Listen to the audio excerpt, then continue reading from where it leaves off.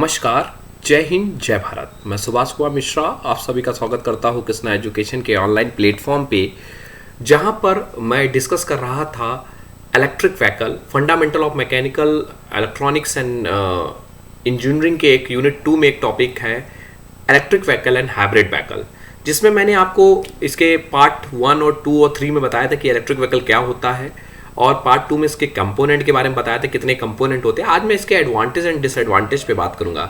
So I hope you have enjoyed this session and comment this session कि what is the basic need and I am fulfil और not. So let's start. That is the advantage of electric vehicle. Before we start the electric vehicle, first of all मैं क्या करूंगा, यहाँ discuss करूंगा advantage and disadvantage की बात discuss करूंगा। फिर इसके बाद एक बार समराइज वे में मैं पढ़ूंगा कि कौन इलेक्ट्रिक व्हीकल में कौन कौन से कंपोनेंट तक क्या पावर पहुंचती है और किस तरह वो वर्कआउट करता है।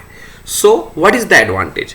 The first advantage of the electric vehicle is that कि less strain on the environment. बिल्कुल सही है, लेस स्ट्रेन मतलब कोई विकृति, कोई चेंजमेंट एनवायरमेंट में नहीं आता है। It's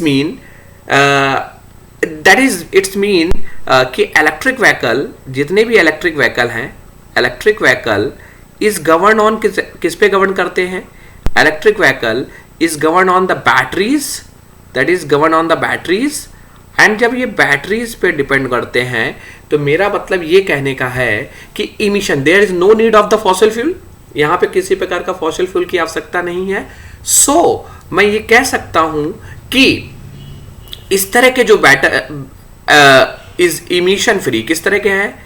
that is called the emission free, क्योंकि यहां पे बैटरी यूज हो रही है, कोई फॉसिल फ्यूल नहीं हो रहा है, तो एनवायरमेंट पे लेस स्ट्रेन जनरेट कर रहा है। So less strain on the environment. First topic is strain में ज्यादा चेंजमेंट, एनवायरमेंट में ज्यादा चेंजमेंट नहीं आ रहा है।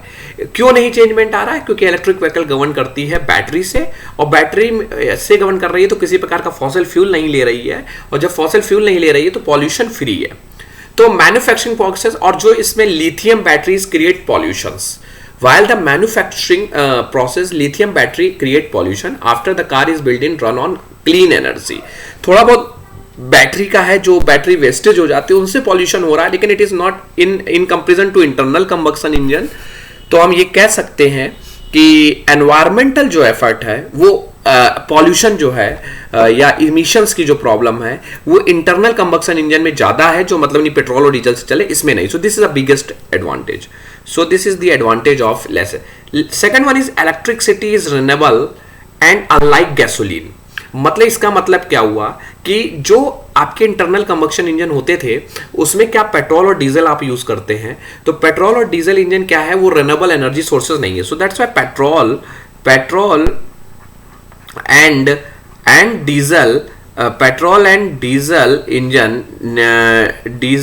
इंजन ये क्या है आपके, ये दिस इंजन इज नॉट इस तरह के जो इंजन है नॉन रिन्यूएबल एनर्जी सोर्स है, that is called non renewable energy source है। आप नॉन रिन्यूएबल एनर्जी से कुछ सालों बाद या कुछ ईयर्स एगो या वो आपके क्या होंगे, आफ्टर दे आर डिमिसेस, और उनके लिए आपको कोई दूसरे एनर्जी सोर्सेज यूज करना पड़ेगा। लेकिन बैटरी में क्या है कि electricity is generated with the help of the solar और the some other parameter, just like coal और वाटर से भी हम लोग जनरेट कर सकते हैं। So electricity is a renewable energy sources. So that is the EV can run on 100% renewable energy sources.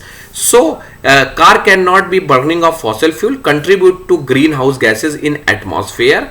Since EV does not emit exhaust fumes, that does not negative impact local environment even in a crowd. So we can say that कि first advantage क्या है कि less strain on the environment, and the second is कि advantage is electricity is renewable and unlike a gasoline or a petrol, sorry diesel. Low maintenance, ये एक तीसरा advantage क्या है, लो मेंटेनेंस। मैं भी पूरा नहीं पढ़ूंगा। लो मेंटेनेंस क्यों है? आपको मालूम है कि इलेक्ट्रिक व्हीकल जो है, आपको मैंने बताया था कि फुली इलेक्ट्रिक व्हीकल जो होते हैं उसमें इंजन नहीं होता है। अब जब इंजन नहीं होता है तो कोई आपकी मूविंग पार्ट नहीं होगा, और जब मूविंग पार्ट नहीं होगा it's mean the piston and the spark plug and some piston rings, connecting rod, crank and the crankshaft or the inlet and outlet valve की कुछ मैकेनिज्म ही नहीं रहेगी जब इंजन नहीं होगा. So that's why the moving part जब चलेंगे नहीं, और जब मूविंग पार्ट चलेंगे नहीं इट्स मीन कि हमारा मेंटेनेंस का खर्चा जब रनिंग भी वो चल रही होगी वो कम होगा. So that's why low maintenance, उसमें जरूरत नहीं है. सो इलेक्ट्रिक व्हीकल है फीवर मूविंग पार्ट्स, इसमें मूविंग पार्ट बहुत कम है.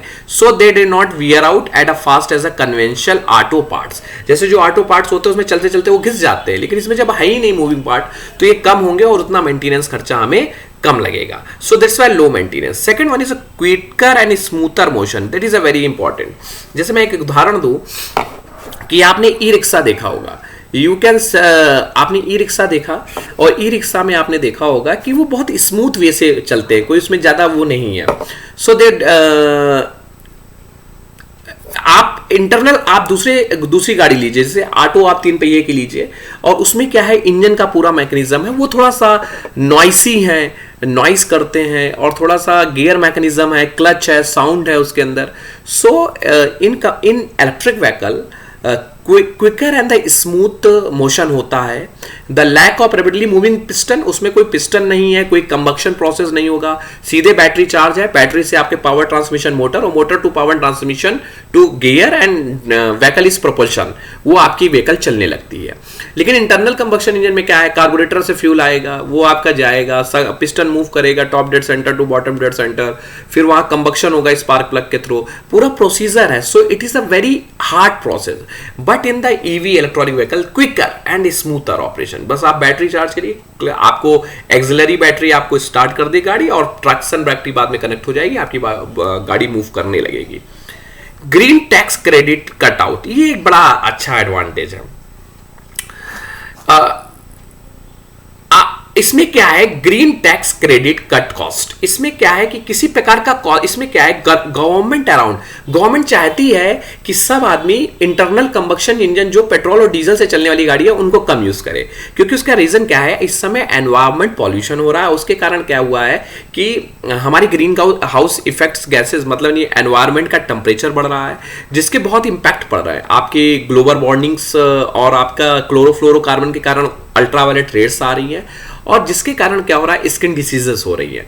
तो गवर्नमेंट चाहती है कि इनिशिएटिव चाहती है कि जो बंदे हमारे इलेक्ट्रिक व्हीकल्स यूज करेंगे उनको इस तरह का green tax credit cut cost दिया जाएगा. उसके अंदर क्या है, government around the world have offered tax credit incentive to get a people go green which include buying electric car. ये क्या करती है, एक प्रकार की आपको क्रेडिट देती है कि आप जाइए और आप इलेक्ट्रिक व्हीकल कार को खरीदिए जिससे एनवायरमेंट अच्छा रहे. So the tax credit can be worth $1000 in the savings. इसमें क्या होता है, बहुत. So this is a green tax credit cut cost होता है. So this is the advantage. So we can say that पहला एडवांटेज मैं कह सकता हूं अपनी भाषा में एनवायरमेंट. पहला एडवांटेज किसका है, एनवायरमेंट के रिगार्डिंग है, एनवायरमेंट के रिगार्डिंग है, जिसका मतलब है कि एनवायरमेंट क्लीन है. दूसरा मैं कह सकता हूं कि जो इलेक्ट्रिसिटी क्या है, रिन्यूएबल एनर्जी सोर्सेज की बात आप कर रहे हैं, रिन्यूएबल एनर्जी सोर्सेज की बात आप कर रहे हैं. तीसरी बात मैं करता हूं तो तीसरी जब मैं बात करता हूं तो इसमें कहता हूं कि मेंटेनेंस इसमें लेस है, that is called maintenance less है. इसमें चौथी बात मैं जब करूंगा,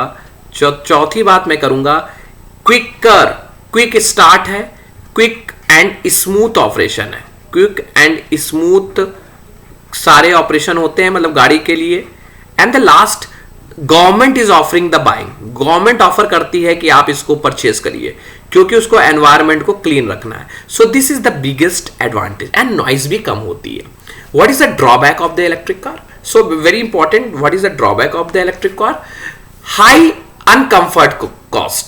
Even with financing, consumer are able to fit an electronic into their budget yet.